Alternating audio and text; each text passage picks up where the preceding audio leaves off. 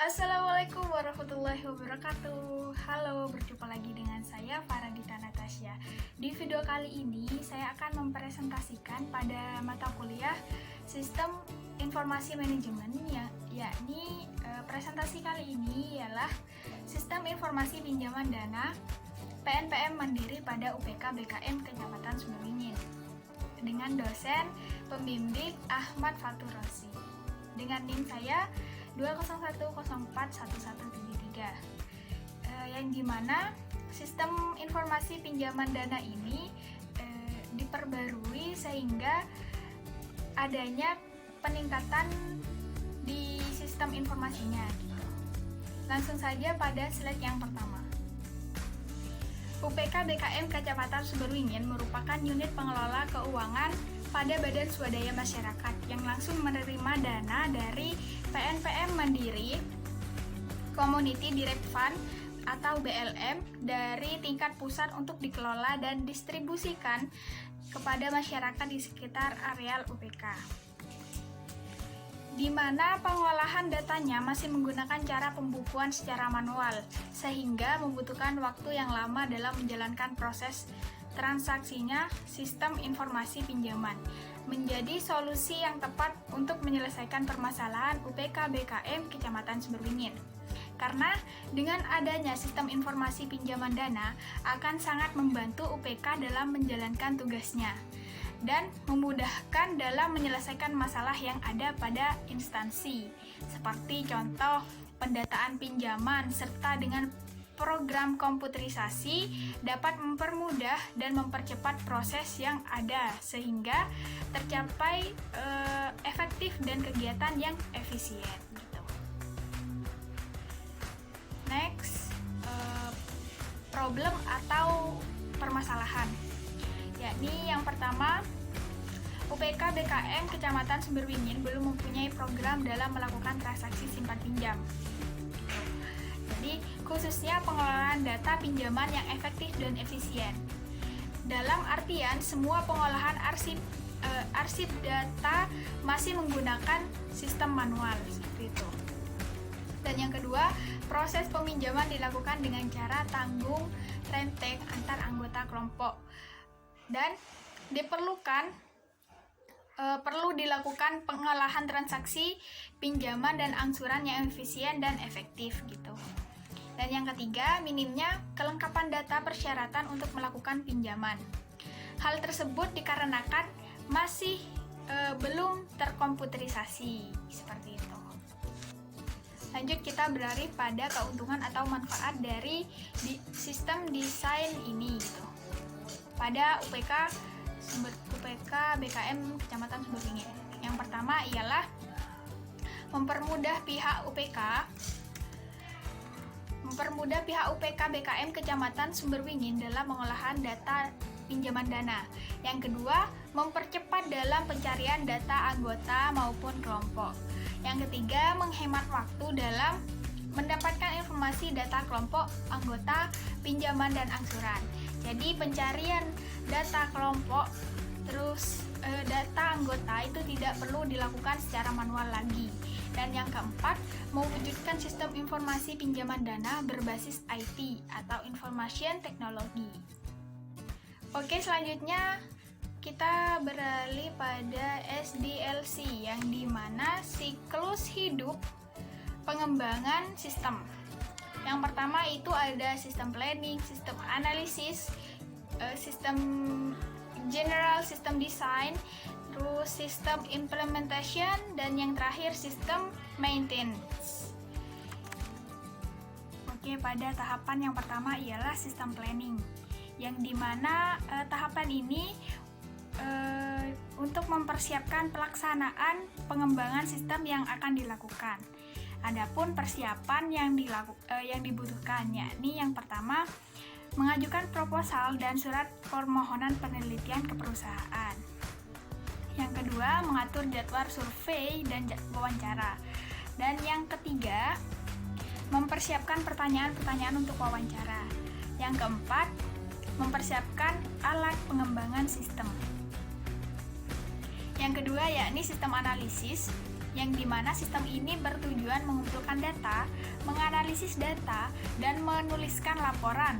Dalam fase ini, menganalisis dan mempelajari sistem yang sudah ada untuk memahami perbedaan dengan sistem baru dengan sistem yang sudah ada gitu. Adapun proses analisa sistem yang akan dilakukan adalah sebagai berikut. Yang pertama ialah mengidentifikasi permasalahan yang terjadi pada perusahaan dengan menanyakan langsung kepada bagian yang terlihat dalam proses bisnis dan mencari solusinya. Yang kedua, melakukan survei dan wawancara untuk memahami kinerja sistem yang sedang berlangsung pada saat ini.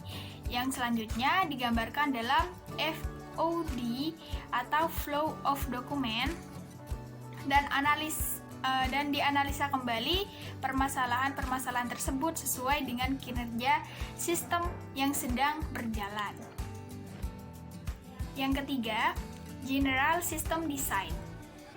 Sistem desain ini merancang atau mendesain suatu sistem yang baik, yang isinya adalah langkah-langkah operasi proses pengolahan data dan prosedur untuk mendukung operasi sistem gitu.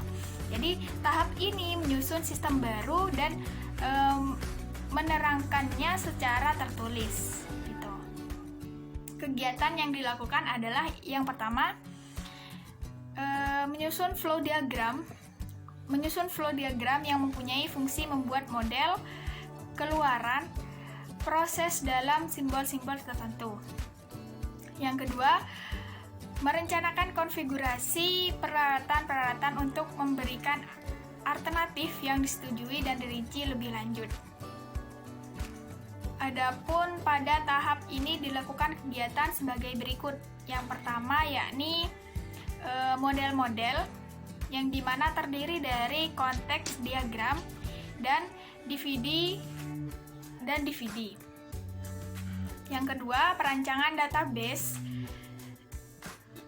yang dimana database ini langkah-langkah yang dilakukan dalam tahap ini ialah ARD atau Entity Relationship Diagram. Yang kedua, kamus data atau data dictionary. Yang ketiga, normalisasi data. Dan yang keempat, relationship table atau kardinalitas. Dan yang ketiga, desain input dan output gitu. Yang keempat, sistem implementation, yakni tahapan ini dilakukan untuk penerapan sistem yang baru pada UPK BKM Kecamatan Sumberwingin. Dan berikut adalah bagian tahapan dari implementasi. Yang pertama ialah pemrograman, yaitu membuat kode program yang akan dieksekusi oleh komputer dengan mengacu pada hasil analisis dan desain input-output pada tahapan sebelumnya agar mampu mengatasi permasalahan yang ada gitu. Dan yang kedua, pengujian, yang dimana pengujian sistem baru untuk melihat tingkat keberhasilan sistem dan untuk mengetahui kekurangan dari sistem yang baru untuk dapat diperbaiki menjadi lebih baik gitu. Dan yang ketiga, pelatihan atau training dan pemilihan personil operasional mengenai pengoperasian sistem agar sistem dapat berjalan dengan maksimal saat telah benar-benar diimplementasikan. Dan yang keempat, change over atau menggantikan sistem yang lama dengan sistem yang baru gitu. Yang kelima yakni sistem maintenance, yang dimana diperlukan adanya kegiatan tambahan setelah sistem yang baru itu dijalankan gitu, seperti merawat dan menjaga agar sistem dapat berjalan sesuai apa yang dikehendaki. Perlu juga diperhatikan akibat adanya kebijakan yang baru, yaitu perubahan-perubahan prosedur agar sistem tetap berjalan sesuai dengan fungsinya. Sehingga pengembangan sistem sangatlah diperlukan gitu. Berapa hal yang perlu diperhatikan dalam pemeliharaan sistem, yakni yang pertama, menyiapkan backup data ataupun database dilakukan untuk mengantisipasi jika ada kesalahan yang tidak disengaja. Yang kedua, melakukan debugging program, yaitu proses yang secara berkesinambungan dijalankan dalam masa hidup sistem. Gitu. Dan yang ketiga, menambahkan fungsi baru pada sistem. Proses ini dilakukan meliputi penambahan fitur baru pada sistem yang ada tanpa mengganggu kerjaannya gitu. Nah, kalian bisa lihat di sini ada konteks diagram yang dimana siswa peminjaman dana PNPM ya, itu harus ada info proposal kepada bendahara, dan bendahara akan menyampaikan data bendahara dan data kas kepada siswa peminjaman dana. Lalu kelompok, di sini gunanya kelompok itu ialah membuat proposal pinjaman dan data pengembalian. Jadi siswa peminjaman dana PNPM MPD itu memberikan nota peminjaman dan nota pengembalian gitu.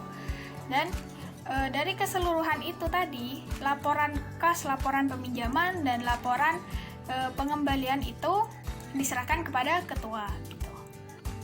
Dan selanjutnya kalian bisa lihat di sini, yakni ada dividi level 0 yang dimana ada pendataan transaksi laporan dari bendahara, dari kelompok kepada ketua gitu. Oke, yang terakhir, sekian presentasi yang bisa saya sampaikan.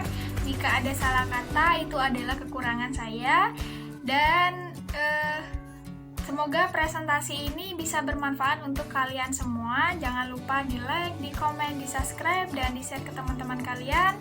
Sekian dari saya. Wassalamualaikum warahmatullahi wabarakatuh.